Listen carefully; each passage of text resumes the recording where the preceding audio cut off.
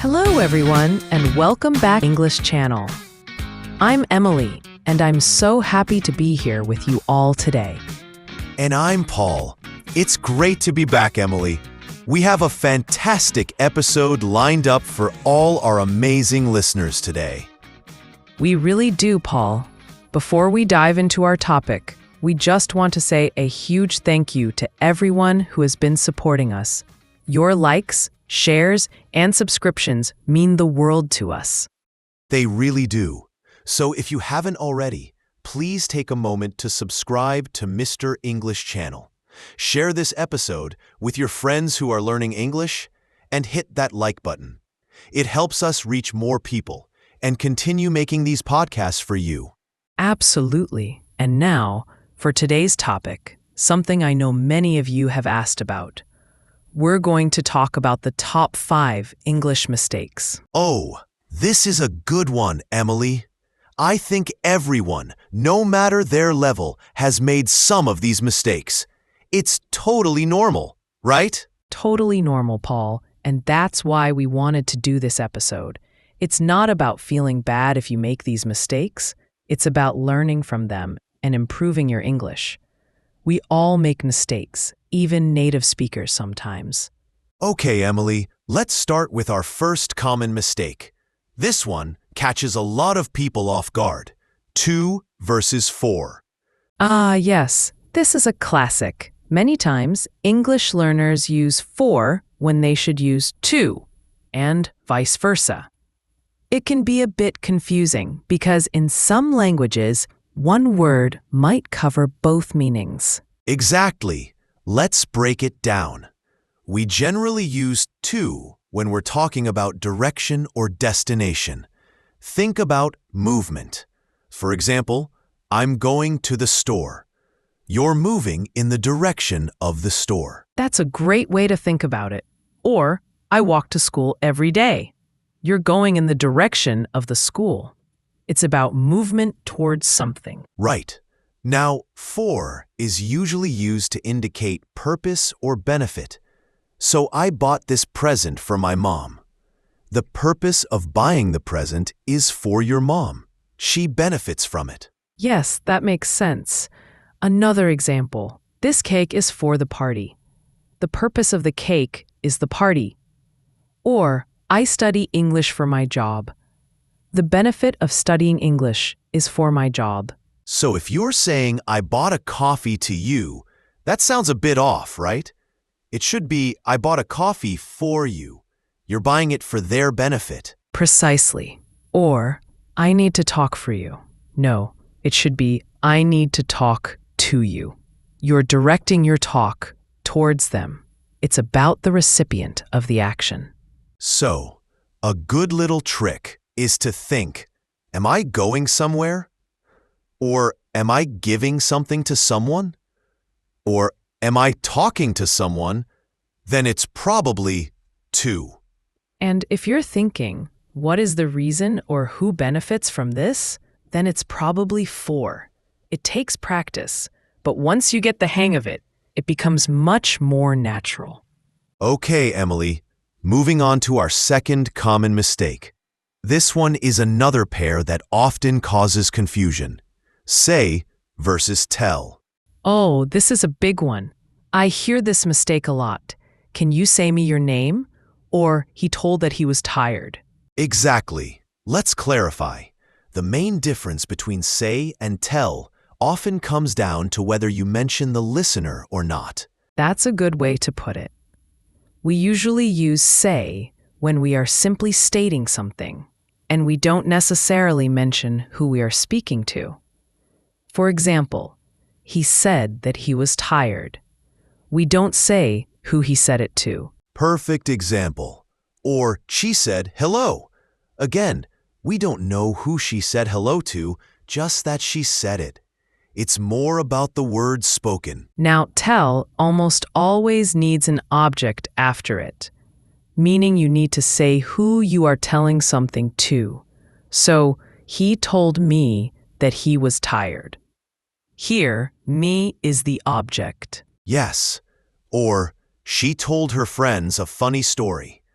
Her friends is the object. You need to specify who received the information. So you wouldn't say she told a story without saying who she told it to. You'd say she told a story to us, or more commonly, she told us a story. That's right. Think of tell as needing a receiver of the information. Tell me, tell him, tell us. But with say, you just say the words. He said hello. She said goodbye. So, if someone asks you, "What did she say?" you might reply, "She said she was busy." You don't need to add me after said. But if they ask, what did she tell you? Then you would say, she told me she was busy. The you in the question prompts the me in the answer. It's all about that direct object, the person receiving the information. Once you start paying attention to that, say and tell become much clearer. All right, Emily. Our third common mistake is one that even native speakers sometimes get wrong. So don't feel bad about this one. Affect versus effect. Oh, this is a tricky one. And it's tricky because they sound so similar, but they're usually different parts of speech. Exactly. The easiest way to remember this is that affect is almost always a verb. It means to influence or have an impact on something. Think of it as an action. So, for example, the rain will affect our plans. The rain is actively influencing or changing the plans. Or, his words didn't affect her. His words didn't have an impact on her. Right. It's the action of influencing. Now, effect is almost always a noun. It refers to the result or outcome of an action. Think of it as the consequence. So if the rain affects our plans, then the effect might be that we have to stay home. The rain caused something to happen, and that something is the effect. Perfect. Or, his words had no effect on her. The result of his words was nothing. There was no change. Another way to think about it, effect is the cause and effect is the result. The new law will affect everyone. The law is the cause. It will influence people. The effect of the new law was a lot of changes. The changes are the results.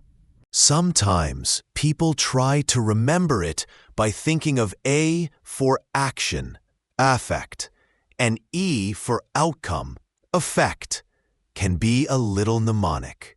Yes, that can help.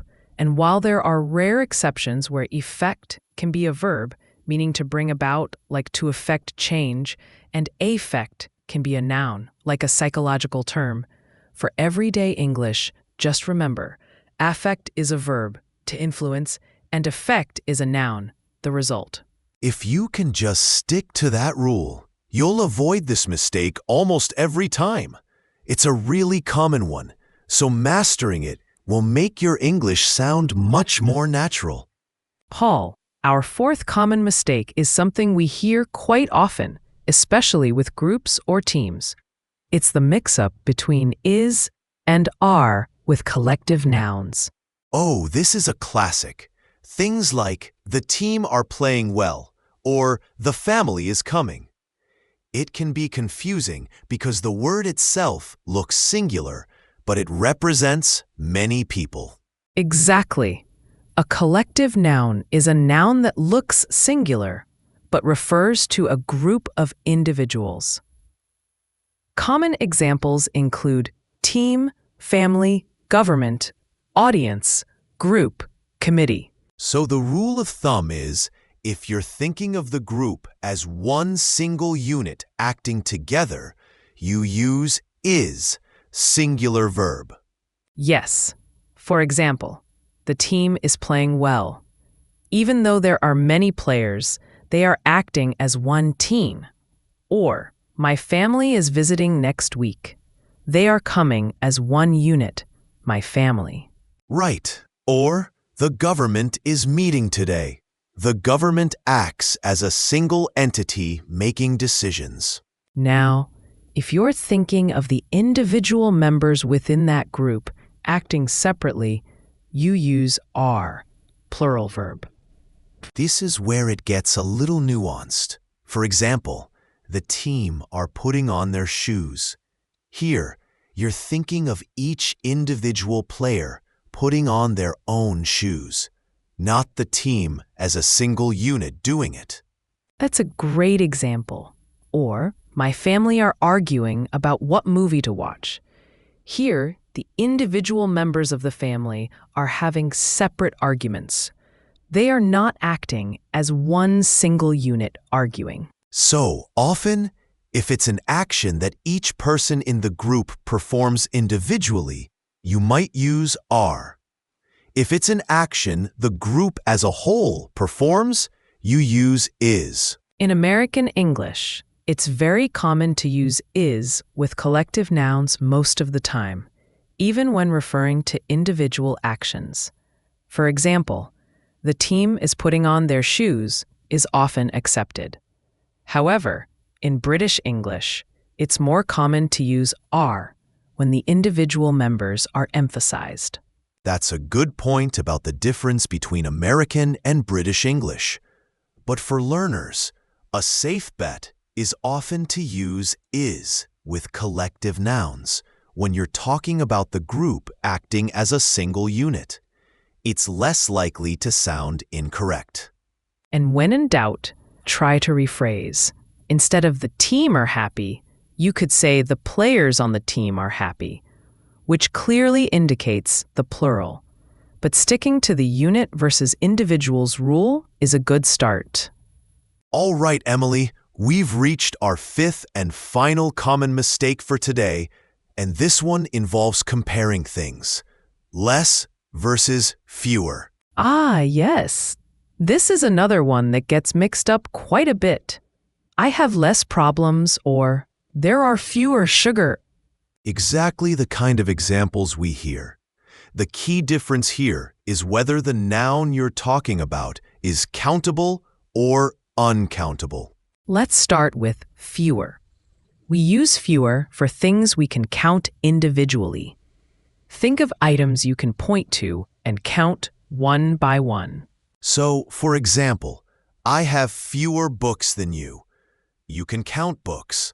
1 book, 2 books, 3 books. Or there are fewer cars on the road today. You can count cars. Right. Fewer people, fewer mistakes, fewer apples. If you can put a number in front of it, use fewer. Now, less is used for things that are uncountable or that we think of as a mass or quantity. We can't count them individually. Like water, sugar, time, information. You don't say 1 water, 2 waters.